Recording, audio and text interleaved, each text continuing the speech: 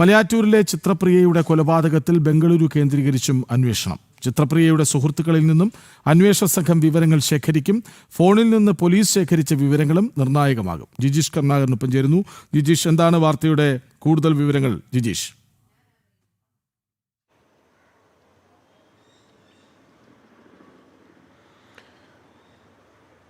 കൃഷ്ണരാജ്, ഇതിൽ അറസ്റ്റിലായിട്ടുള്ള പ്രതി അലൻ നൽകിയ ചില മൊഴികളുടെ അടിസ്ഥാനത്തിലാണ് ബംഗളൂരു കേന്ദ്രീകരിച്ചു കൂടി അന്വേഷണം നീളുന്നത്. കാരണം അലൻ പറഞ്ഞിരുന്ന ഒരു കാര്യം എന്ന് പറയുന്നത്, ചിത്രപ്രിയയ്ക്ക് ബംഗളൂരിൽ ചില സൗഹൃദങ്ങൾ ഉണ്ടായിരുന്നു, താനത് ഇഷ്ടപ്പെട്ടിരുന്നില്ല, ആ ഒരു സൗഹൃദങ്ങൾ അവസാനിപ്പിക്കണമെന്ന് പറഞ്ഞു. അത് വീണ്ടും തുടർന്നു. അതേ സംബന്ധിച്ചുള്ള തർക്കത്തിനൊടുവിലാണ് വെട്ടുകല്ലുകൊണ്ട് തലക്കടിച്ച് ചിത്രപ്രിയയെ കൊലപ്പെടുത്തിയതെന്ന കാര്യമാണ് അലൻ നൽകിയ മൊഴിയിൽ പറഞ്ഞിരിക്കുന്നത്.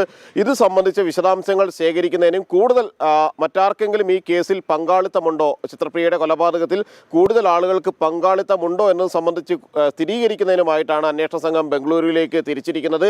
ഇങ്ങനെ ഈ പറഞ്ഞിരിക്കുന്ന അലൻ്റെ മൊഴിയിൽ പറഞ്ഞിരിക്കുന്ന സുഹൃത്ത്, ഒപ്പം തന്നെ ചിത്രപ്രിയയുടെ ബംഗളൂരുവിലുള്ള മറ്റു സുഹൃത്തുക്കൾ ഏവിയേഷൻ പഠിക്കുന്നതിന് വേണ്ടിയാണ് ബംഗളൂരുവിലേക്ക് പോയത്. അവിടെയുള്ള മറ്റു സുഹൃത്തുക്കൾ എന്നിവരെ കേന്ദ്രീകരിച്ച് അന്വേഷണവും അവരുടെ മൊഴികളും എല്ലാം തന്നെ വിശദമായി രേഖപ്പെടുത്തി തന്നെയായിരിക്കും അന്വേഷണ സംഘം മുന്നോട്ട് പോവുക.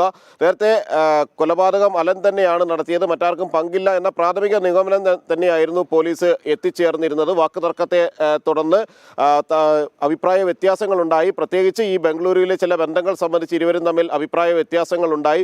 അതേ തുടർന്ന് പെട്ടെന്നുള്ള ദേഷ്യത്തിൽ അലൻ ആക്രമിക്കുകയായിരുന്നു ചിത്രപ്രിയയെന്നും കല്ലുകൊണ്ട് അടിച്ച് കൊലപ്പെടുത്തി തലക്കേറ്റ ഗുരുതരമായ മുറിവുകളും പരിക്കുകളും തന്നെയാണ് മരണകാരണം എന്നതടക്കമുള്ള കാര്യങ്ങളായിരുന്നു പുറത്തു വരികയും ചെയ്തിരുന്നത്.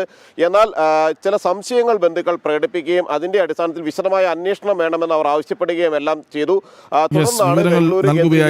ജിജീഷ് കരുണാകരൻ കൊലപാതകത്തിൽ അന്വേഷണം വ്യാപിപ്പിക്കുകയാണ്.